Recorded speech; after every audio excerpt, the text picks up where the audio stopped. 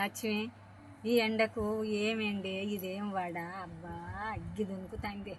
ఇంట్లో ఉంటేనే పానం వెళ్ళిపోతుంది. నా పానం అంతా గుంజుకపోయినట్టు అవుతుంది, అయ్యమ్మయం అవుతుంది. ఈ ఎండకు ఏం తినుడు, ఈ ఎండకు సలవ ఏం తినాలి, ఏం తెచ్చుకోవాలి. సవ తెచ్చుకుంటే అప్పుడు మాందమే కాబట్టి చల్లటిగా తాగిన మాందమే చల్లగా ఉండబట్టే, మళ్ళీ అటు వెనుక వడే రాబట్టే. ఈ చల్లదనం ఏం తినాలంటే కరబూజకాయలు తినాలి, సలువ బూడిద గుమ్మడికాయలు తెచ్చుకొని సలువకు పప్పు పోసి వండుకోవాలి, తినాలి. చల్ల పెరుగు, అంబలి, గడక, అప్పుడు గడక పోసుకునేది గింత బోటు వేసుకొని ఇంత అంబలి చేసుకోవాలి, తాగాలి. ఈ ఎండలకు పోవద్దు, వడత్తంది, వడగాలి కొడుతుంది బాగా. బయటికి పోతే నెరి పడతారు, కక్కుతారు, ఏరుకుతారు.